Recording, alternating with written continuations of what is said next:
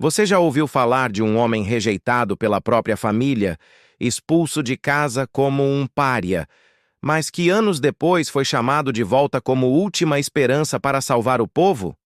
Essa é a história de Jefté, um nome que poucos conhecem, mas uma trajetória que carrega uma das decisões mais difíceis e trágicas de toda a Bíblia. Uma história que começa com rejeição e termina com uma promessa quebrando um coração. Prepare-se, porque o que você vai ouvir agora não é um conto de heróis perfeitos. É a realidade nua e crua de um homem falho, mas cheio de coragem. É a prova de que até mesmo aqueles esquecidos pelos homens podem ser lembrados por Deus. Mas às vezes, isso vem com um preço. Jefté era filho de uma prostituta. Seu pai, Gileade, teve filhos legítimos com sua esposa e quando esses irmãos cresceram, rejeitaram Jefté por completo. Disseram: "Você não vai herdar nada com a gente, porque é filho de outra mulher." E assim, Jefté foi expulso.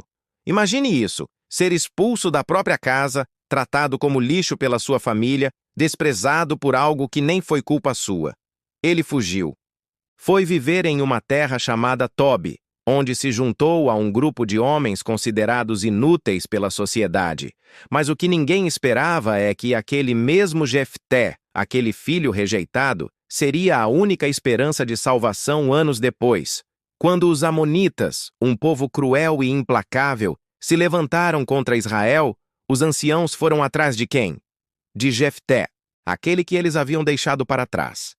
Aquele que não servia para nada.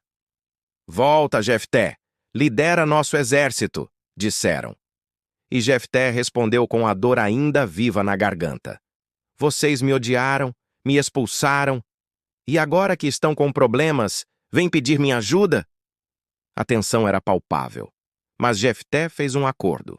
Disse que voltaria, mas que, se Deus lhe desse a vitória, ele seria o chefe sobre todos eles. Aceitaram. E Jefté partiu para a guerra.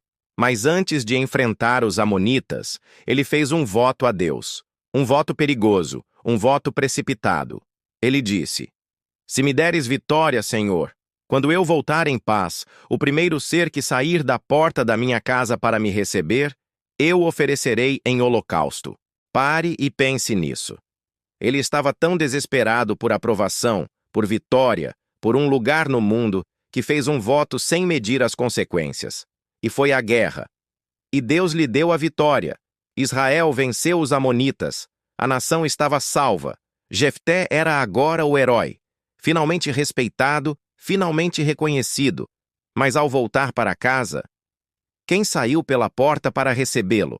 Sua filha. Sua única filha. A menina correu, dançando com tamborins nas mãos, celebrando a vitória do pai. Jefté parou. O sangue gelou, o mundo girou. O voto que ele havia feito agora se tornava uma sentença. Ele rasgou suas vestes e gritou: "Ai de mim, minha filha! Tu me arrasaste!" E a filha, sem saber do que se tratava, escutou. Jefté contou o voto. E ela, com coragem que corta o coração, disse: "Pai, se você fez um voto ao Senhor, cumpra.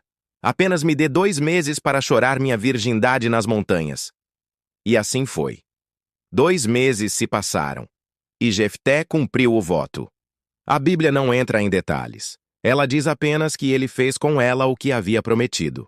Alguns estudiosos tentam suavizar, dizendo que talvez ela tenha sido dedicada ao templo. Mas o texto original é pesado, direto, cortante como uma faca. Jefté sacrificou sua filha. Porque tentou fazer uma barganha com Deus. Porque achou que precisava comprar o favor divino. E essa é a grande lição escondida nessa história esquecida.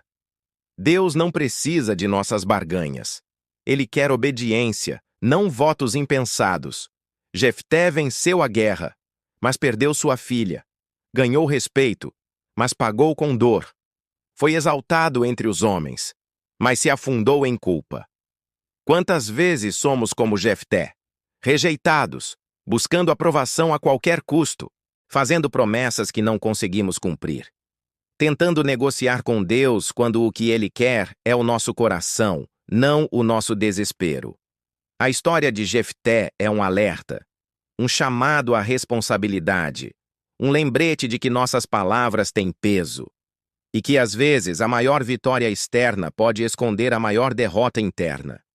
Mas mesmo em meio a tudo isso, há algo que brilha.